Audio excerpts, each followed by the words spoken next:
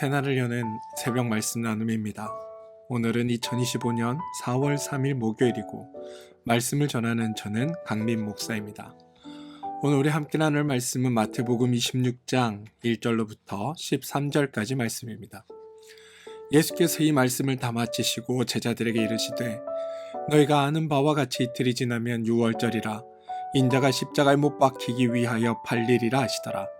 그때에 대제사장들과 백성의 장로들이 가야바라고 하는 대제사장의 관정에 모여 예수를 흉계로 잡아 죽이려고 의논하되 말하기를 밀란이 날까 하노니 명절에는 하지 말자 하더라. 예수께서 배단위 나병 환자 시몬의 집에 계실 때에 한 여자가 매우 귀한 향유 한 옥합을 가지고 나와서 식사하시는 예수의 머리에 부으니 제자들이 보고 분개하여 이르되 무슨 의도로 이것을 허비하느냐. 이것을 비싼 값에 팔아 가난한 자들에게 줄 수 있었도다 하거늘 예수께서 하시고 그들에게 이르시되 너희가 어찌하여 이 여자를 괴롭게 하느냐. 그가 내게 좋은 일을 하였느니라.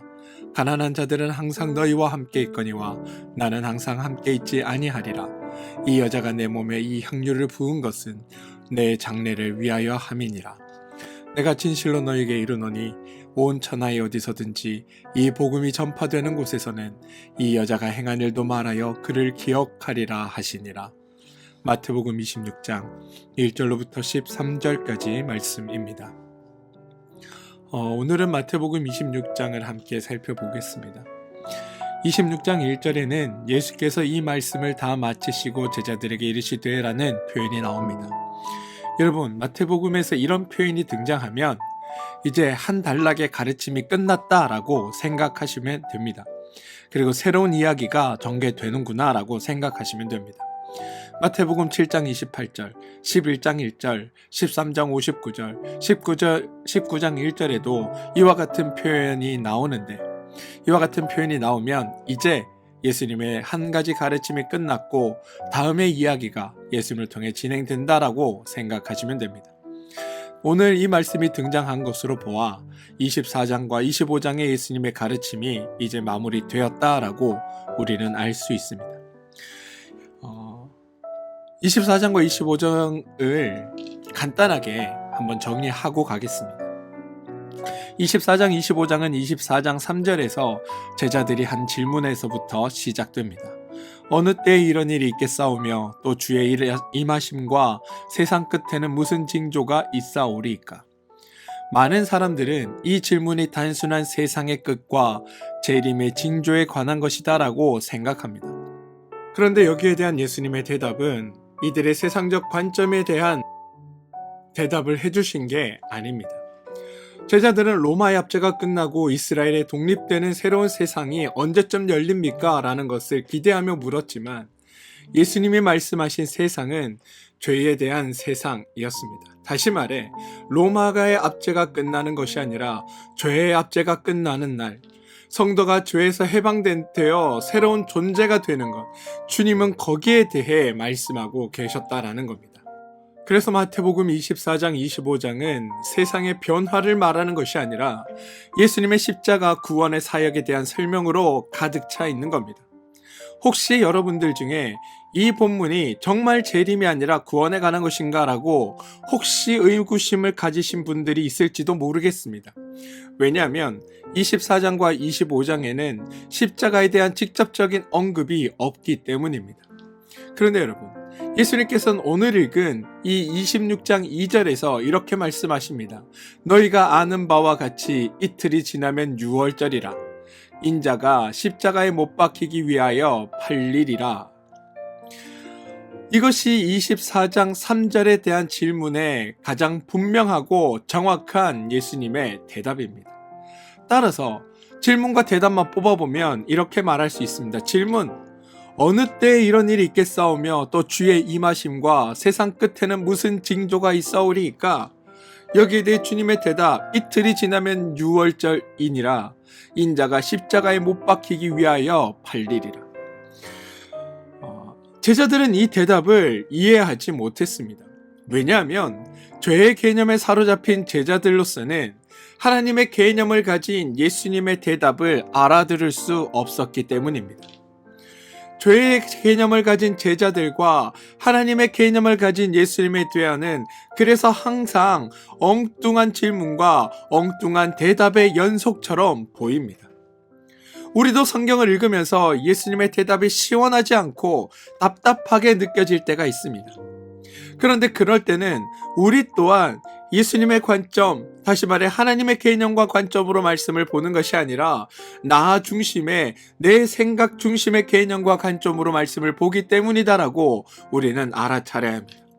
그리고 우리의 생각과 관점을 하나님의, 예수님의 생각과 관점으로 바꾸어 말씀을 볼 수 있어야 합니다. 아시다시피 주님은 늘 일관되게 말씀하시고 행동하셨습니다.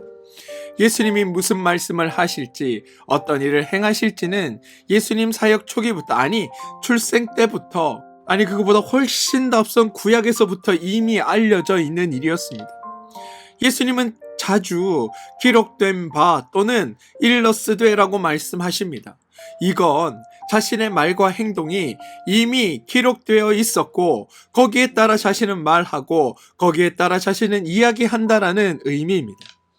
예수님은 처음부터 계획하신 대로, 의도된 대로, 선언해져 왔던 대로 그대로의 삶을 진행해 오셨습니다. 변한 것은 예수님이 아니라 제자들이었어야 한다는 겁니다. 오늘날도 마찬가지입니다. 변해야 하는 게 있다면 여러분, 우리이지 하나님이 아닙니다. 비가 오면 우리는 비를 멈추게 할 수 없습니다. 오는 비를 받아들이고 우리가 그에 맞춰 변해야 하는 겁니다. 하나님의 일을 우리가 바꿀 수 없습니다. 그걸 아셨기에 예수님도 하나님께 마음을 바꿔 달라고 기도한 적이 없으십니다. 다른 사람을 바꾸는 것은 매우 어렵습니다. 그래서 가장 쉬운 나 자신을 바꾸는 것, 그게 예수님이 하셨던 일이고 우리도 해야 하는 일입니다. 저는 상황에 적응하는 사람입니다. 그건 소신이 없어서가 아니라 성경을 통해 내가 변해야 한다라는 것을 깨달았기 때문입니다. 예수님은 자신의 삶을 알고 사셨습니다. 자신의 삶의 목적과 과정과 내용과 결과와 영향력 등 모든 것을 알고 계셨습니다. 반면 죄인들은 자신의 삶을 알지 못하고 살아갑니다. 여러분들은 어떠십니까? 여러분 자신이 성도라는 사실을 알고 계십니까? 그리고 앞으로 세상이 어떻게 변하든 우리가 성도라는 사실이 변하지 않는다는 것을 알고 계십니까? 여러분들 하나님의 자녀라는 걸 알고 계십니까? 앞으로 세상이 어떻게 변하든 여러분이 하나님의 자녀라는 사실이 변하지 않는다는 것을 알고 계십니까? 여러분이 구원받았다는 것을 알고 계십니까? 앞으로 세상이 어떻게 변하든 여러분이 받은 그 구원은 결코 취소되거나 사라지지 않는다는 것도 알고 계십니까? 여러분, 분명하고 단언하게 말씀드릴 수 있는데 하나님이 우리의 삶을 죄로부터 지키고 계시기 때문에 우리는 결코 죄에 지지 않습니다. 우리가 이미 얻은 성도라는 자격, 하나님의 자녀라는 자격, 구원을 얻은 백성이라는 이 자격 또한 앞으로 어떤 일이 생기던 간에 우리에게 결코 취소되지 않는 일이라는 것, 여러분 그 사실을 분명히 아시길 소망합니다. 여러분, 우리는 하나님의 은혜로 행복을 성취하였고 큰 복을 받았으며 우리가 얻을 수 있는 최상의 자유와 평안과 안식을 완성한 존재로 하나님이 우리를 세우셨다는 것을 알고 계셔야 합니다. 하나님을 알고 살아간다는 것, 여러분, 이건 하나님이 우리를 향해 행하시는 하나님의 일들을 통해 우리를 선하고 의롭고 행복하게 만드셨다는 사실을 아는 것을 말하는 겁니다. 하나님이 무슨 일을 했고 성경에 어떤 내용이 나오고 이런 것을 아는 것이 아니라 그 모든 일들을 통해 하나님이 우리를 선하게 하셨다. 하나님이 우리를 의로운 존재로 삼으셨다. 하나님이 그런 우리에게 행복을 주신다. 이 사실을 알고 살아가는 것, 그게 하나님을 아는 것의 핵심이라는 것을 저는 여러분들이 기억해 주시기를 소망합니다. 예수님은 여러분 그 사실을 아셨습니다. 그래서 예수님이 이 땅에서 의연하고 당당하며 평안하고 자유롭게 살아가실 수 있으셨던 겁니다. 저는 이 일이 우리에게도 동일하게 이루어져 있음을 깨닫길 소망합니다. 그래서 우리가 살아가는 삶 또한 예수님처럼 당당하고 평안하고 자유롭고 의연하게 살아가는 일들이 여러분의 삶에서 펼쳐지게 되길 주님의 이름으로 축원드립니다. 이제 오늘의 말씀을 좀 보도록 하겠습니다. 오늘 본문에는 세 그룹의 사람들이 등장합니다. 1절로부터 5절까지 대제사장들과 백성의 장로들이 등장합니다. 6절로부터 13절까지는 향유를 부은 여인, 그리고 14절로부터 16절에는 가룟 유다가 등장합니다. 그리고 전체적으로 예수님과 제자들이 등장합니다. 이렇게 세 개의 그룹이 등장하지만 가만히 보시면 이들이 행동하는 행동의 양상은 근본적으로 같다라는 것을 발견할 수 있습니다. 모든 인간은 여러분 죄인이라는 동질성을 가지고 있기에 이들은 모두 죄의 원리에 입각해서 행동합니다. 오늘 이 다양한 행동 속에 담긴 죄인의 원리와 또 그것과는 다른 예수님의 행동, 다시 말해 하나님의 반응을 비교해 보면서 오늘 본문이 우리에게 무엇을 말하고자 하는지를 한번 살펴봅시다. 3절입니다. 그때에 대제사장들과 백성의 장로들이 가야바라는 대제사장의 관정에 모여 예수를 흉계로 잡아 죽이려고 의논하되. 여러분, 이들은 왜 이렇게 행동할까요? 여러분, 사탄은 매우 지혜롭고 교활합니다. 우리는 사탄의 원리를 잘 분석해야 하는데요. 인간의 최대의 목적이 무엇일까요? 인간은 무엇을 위해 이렇게 열심히 또는 이렇게 성실히 살아가는 걸까요? 여러분은 무엇을 위해 어떤 것을 목적으로 열심히 여러분의 삶을 살고 계십니까? 아마 행복 아니겠습니까? 인간은 행복보다 우선시하는 게 사실 없습니다. 그리고 하나님의 최고의 목적도 우리의 행복입니다. 여기서 중요한 것, 하나님의 최고의 목적도 행복이고 우리의 최고의 목적도 행복이듯이 사탄 또한 똑같은 행복을 우리에게 목표로 제시한다는 겁니다. 여러분, 만약 사탄이 나타나서 나를 따르면 널 망하게 하겠다라고 한다면 누가 사탄을 따르겠습니까? 사탄은 나타나서 이렇게 말합니다. 너의 목적이 행복이지? 나도 너를 행복하게 해주겠다. 이 사탄의 목적은 하나님을 흉내내는 겁니다. 그런데 그 결과는 전혀 다릅니다. 그리고 그 방법에서도 차이가 납니다. 우리는 여기서 우리의 목적 자체를 거부하는 것이 아니라 목적을 이루시는 방식에서 하나님의 방식을 선택할 수 있어야 합니다. 그런데 안타깝게도 많은 성도들이 목적 자체는 엉뚱하게 바꿉니다. 무슨 말이냐면 나는 행복보다 하나님의 영광이 목적이다라고 바꾼다라는 겁니다. 그리고 나서 정작 삶의 방식은 하나님의 방식이 아닌 죄의 방식을 따라 살아갑니다. 대제사장들과 장로들의 관심이 무엇이었을까요? 바로 자신들의 행복이었습니다. 그들은 자신들을 위한 행복의 조건들을 만들었습니다. 내가 행복하기 위해 나는 이러해야 한다라는 그들만의 상황과 조건이 그들 가운데 있었다라는 겁니다. 그리고 행복을 방해하려는 이 장애물들을 제거하려 했습니다. 그리고 그 작업이 뭐냐면 예수를 흉계로 잡아 죽이려고 의논하는 것이었습니다. 여러분, 여기서 죄인들의 중요한 특징이 하나 발견되는데요. 뭐냐면 죄인들은 남을 바꾸려 하고 상황을 바꾸려 한다는 겁니다. 그들은 행복이 상황에 달려있다라고 생각합니다. 그래서 자신들이 가지고 있는 힘, 돈과 권력을 통해 다른 사람과 또 자신을 둘러싼 환경을 바꾸려고 하는 겁니다. 대제사장들과 장로들은 권세 있는 자들, 권위 있는 자들입니다. 다시 말해 힘 있는 자들입니다. 그래서 예수님이 지금처럼 계속 활동하시면 자신들의 자리가, 자신들의 위치가 위태로워질 것 같았습니다. 그래서 예수님을 제거하려 했습니다.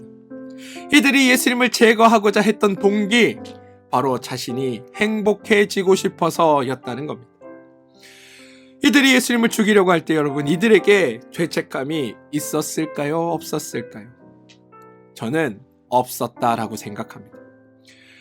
그들은 단순히 자신들의 목적, 무슨 말이냐? 자신들의 행복을 지키기 위해 행동했기 때문입니다. 그렇게 행동했기에 자신들의 한 행동에는 정당성이 있었다고 그들 스스로 생각했습니다. 자신들은 당연한 일을 했고 마땅히 해야 할 일을 함으로 나름의 정의를 세웠다라고 생각했습니다. 그들은 자신들이 하나님의 말씀에 담겨있는 지혜와 명철을 사용하여 공정하게 이 일을 처리했다라고 믿었습니다. 그러나 여러분, 보시다시피 죄인들이 자신의 논리로 세워낸 이 지혜라는 건 하나님 앞에서는 미련함의 극치입니다. 그들은 예수님을 죽이려 했지만 여러분 보시면 예수님은 원래 죽으려고 이 땅에 오신 분이십니다. 그냥도 죽으려고 이미 준비가 된 사람을 그들은 애써 죽이려고 음모를 꾸미는 어리석은 짓을 하고 있다는 겁니다. 예수님을 죽이려고 한 이들은 자신들의 지혜를 최대한 발휘했다라고 생각하지만 하나님의 관점에서는 하지 않아도 될 매우 어리석고 엉뚱한 짓을 행하고 있었다라는 것을 우리는 알아야 합니다. 자, 성도 여러분, 여기서 한 가지 중요한 점이 발견되는데요. 하나님도 사람을 바꾸려 하신다라는 겁니다. 그런데 하나님이 사람을 바꾸는 방식은 우리가 누군가를 바꾸려 할 때, 우리의 상황을 변화시키려 할 때랑은 매우 다릅니다.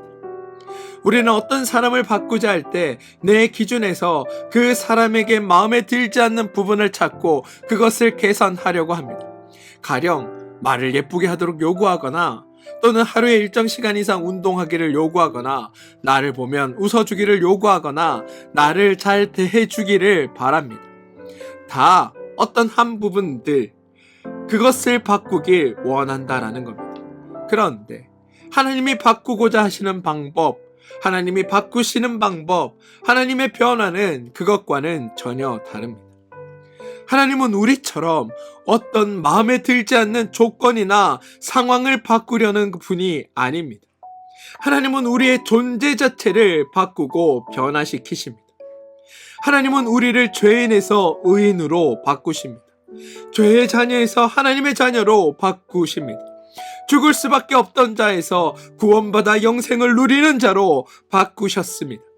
가난하고 부복한 자를 풍성하고 복된 자로 바꾸십니다. 그게 하나님의 바꾸심이며 하나님께서 하시는 변화의 핵심입니다. 뿐만 아니라 죄인들은 자신의 행복을 위해 자신의 상황을, 사람을 변화시키려고 하지만 하나님은 우리의 행복을 위해 하나님 스스로가 죽으시는 길을 선택하셨습니다. 이게 죄인과 하나님의 결정적인 차이입니다. 또한 하나님의 방식과 사탄의 방식의 결정적인 차이이기도 합니다. 여러분, 하나님 때문에 불행해지는 사람은 없습니다. 반면에 죄의 방식으로, 사탄의 방식으로 살아가는 이들은 자신이 행복하기 위해 누군가를 불행하게 만드는 방법을 선택한다는 겁니다. 이게 하나님의 방식과 죄의 방식의 차이입니다. 이제 유다의 경우를 한번 보겠습니다. 14절로부터 16절인데요. 그때의 12 중에 하나인 가룟 유다라 하는 자가 대제사장들에게 가서 말하되 내가 예수를 너에게 넘겨주리니 얼마나 주려고 하느냐. 그들이 은 30을 달아 주거니. 여러분, 대제사장들과 장로들은 힘 있는 자들입니다. 반대로 유다는 힘이 없습니다. 그러나 그들의 마음은 똑같습니다. 유다도 상황을 바꾸려는 마음을 가지고 있었습니다. 유다는 3년 동안 예수님을 따랐지만 자신이 기대했던 것과는 달리 예수님은 계속해서 자신이 죽을 것이라고 말씀하셨습니다. 이 말씀을 들으며 유다는 속았다라는 생각을 가졌던 겁니다. 만약 유다가 속았다고 느꼈다면 단순히 그냥 예수님을 떠나면 될 테인데 왜 예수를 팔아 넘기려고 했을까요? 그건 우리 인간 심리의 교묘함 때문입니다. 여러분, 우리는 내가 속았다라고 느껴지면 다른 사람은 속지 않게 해야겠다라는 마음이 듭니다. 그리고 그것을 위해 기꺼이 그 주범을 없애야 한다라고 생각합니다. 유다는 은연중에 자신의 행동을 정당화하고 싶어 했습니다. 그래서 내가 속은 것처럼 다른 사람들은 속지 않아야 한다라고 생각을 했습니다. 그래서 공공의 이익을 위해 예수님을 없애야 한다고 생각하고 행동한 겁니다. 그게 유다가 한 일입니다. 힘 있는 자들, 다시 말해 대제사장들과 장로들은 자신들이 계획하고 추진합니다. 반면에 힘없는 자, 다시 말해 유다는 힘 있는 자에게 부탁합니다. 유다는 힘이 없었기에 예수님을 대제사장들에게 팔아넘긴 겁니다. 이게 죄인들의 정형적인 모습입니다. 강자는 직접 행동하고 약자는 강자를 이용하는 것. 그게 가룟 유다의 모습이었다라는 겁니다. 6절과 7절에 한 여인이 등장합니다. 마지막으로 향유를 부은 여인의 경우인데요. 예수께서는 베다니 나병 환자 시몬의 집에 계실 때에 한 여자가 매우 귀한 향유 한 옥합을 가지고 나와서 식사하시는 예수의 머리에 부으니 라는 말이 나옵니다. 가만 보시면 여러분, 이 여인은 왜 이런 행동을 했을까요? 많은 학자들은 이 여인이 나사로의 누이였을 거다라고 추측합니다. 그리고 만약 나사로의 누이가 맞다면 그녀는 자신의 오빠를 살려준 것에 대한 감사의 표현으로 이 행동을 했다라는 겁니다. 그런데 여러분, 이 여인의 행동이 정말 예수님을 위한 행동이었을까요? 죄인들은 순수하게 다른 사람을 위한 행동을 하지 못합니다. 이 여인도 사실은 자신의 감사한 마음을 표현하고 싶어서 자신이 할 수 있는 방식으로 행동한 것에 불과합니다. 본문에서 중요한 건 여인이 충성했다, 여인이 헌신했다 이런 것이 아닙니다. 여인은 자신의 의도와 목적을 위해 자신이 할 수 있는 행동을 했을 뿐입니다. 다시 말해 예수님께 감사를 표현하고 싶어 한 행동이었다는 겁니다. 그리고 이건 여러분, 자신의 행복을 위해 예수님을 죽이려고 모의한 이들의 생각과 또 자신을 정당화하기 위해 예수님을 팔아넘긴 가룟 유다의 행동과 사실은 본질적으로 다르지 않습니다. 좀 어려운 얘기처럼 들리실 수 있지만 나를 위해 그 행동을 행했다라는 점에서는 본질적으로 같다라는 겁니다. 여인은 예수님의 기준과 예수님의 생각에 따라 움직인 것이 아니라 자기 생각에 자기의 감사를 표현하기 위해 행동한 일이었습니다. 그리고 대제사장들과 사두개인들 역시도 자신들의 행복을 위해 예수를 죽이려 했습니다. 가룟 유다는 자신이 한 행동의 정당화를 위해 예수를 팔아넘기려 했습니다. 근본적으로 다 나로부터 시작되는 것에서는 동일하다라는 겁니다. 따라서 오늘 본문의 핵심은 이 셋의 행동들을 각각 구분해서 비교하는 것이 아닙니다. 이 사람들의 행동과 예수님을 대조하는 겁니다. 죄인들은 모두 자신의 행동을 합리화합니다. 하지만 예수님은 남의 행동까지 정당화시켜주고 계십니다. 하나님은 여러분, 자신과 무관한 방식까지도 그 사람을 정당화시켜주는 일에 사용합니다. 무슨 말이냐? 이 여인이 비록 자신의 목적으로 자신의 감사를 표현하기 위해 예수님에게 이런 행동을 했다 하더라도 예수님은 이 여인의 행동을 나를 위해서 행했다라고, 내 장래를 위해서 행했다라고 여겨주셨다라는 겁니다. 여러분, 이게 우리가 어떻게 하나님의 자녀가 되었는지를 보여주는 결정적인 장면이기도 합니다. 우리는 우리의 필요 때문에 하나님께 나아갑니다. 그런데 하나님은 그렇게 나왔음에도 불구하고 너희가 나를 찾아왔다, 너희가 나를 만나러 왔다라고 여겨주시며 우리를 만나주시고 우리의 기도 가운데 응답하시며 우리에게 은혜를 베풀어 주신다라는 겁니다. 결론적으로 대제사장들이나 유다나 여인이나 모두 인간의 목적과 방법으로 자신을 위해 일했지만 하나님은 그 모든 것을 받아주시고 하나님을 위한 것으로 여겨주시고 우리에게 구원과 은혜와 복을 주시기 위해 하나님이 직접 죽으시는 그 역할을 담당하셨다라는 게 성경의 이야기라는 겁니다. 그리고 주님은 이렇게 말씀하시는 겁니다. 자, 하나님이 나도 너를 위해 이렇게 했는데 하물며 너희는 사랑하는 이들을 위해 너희도 그렇게 해야 하지 않겠느냐. 사랑하는 성도 여러분, 우리가 나로 사로잡혀 있을 땐 내가 손해보는 것 자체를 싫어합니다. 근데 성경은 내가 아닌 하나님의 방식과 하나님의 기준에 따라 살아가라고 말씀하고 있습니다. 내 것을 내가 챙기는 것이 아니라 너의 것은 하나님이 내가 챙겨줄 테니 너희는 다만 사랑하라. 그래서 용서하고 품고 서로 하나 되어라. 저는 여러분들이 이러한 하나님의 방식으로 행동하는 분들이 되시길 소망합니다. 왜냐하면 우리는 하나님의 마음을 가진 자들이기 때문입니다. 하나님의 마음으로 생각하고 하나님의 기준을 생각하고 하나님으로 방식으로 생각하는 행동하는 자들, 그게 바로 우리들입니다. 저는 여러분들이 여러분을 향하신 하나님의 마음을 알고 깨닫고 또 그 마음으로 그 행동의 방식으로 여러분의 주변의 사람들을 대하셔서 여러분이 만나는 그 모든 자리에서 하나님의 은혜와 복을 날마다 풍성히 누리며 살아가는 여러분들 되시길 주님의 이름으로 축원드립니다. 함께 기도하겠습니다. 주님, 우리는 우리의 필요에 의해 주님 앞에 나아갈 때가 많습니다. 그런데 주님은 이런 우리를 보시며 괜찮다라고 말씀하시고 받아주시고 또 이렇게 나온 우리를 향해 복되다, 잘했다 칭찬해 주시니 감사합니다. 우리를 향하신 당신의 사랑을 우리가 의심하지 않게 하시고 오직 주님만 섬기며 살아가는 우리가 되게 하여 주시옵소서.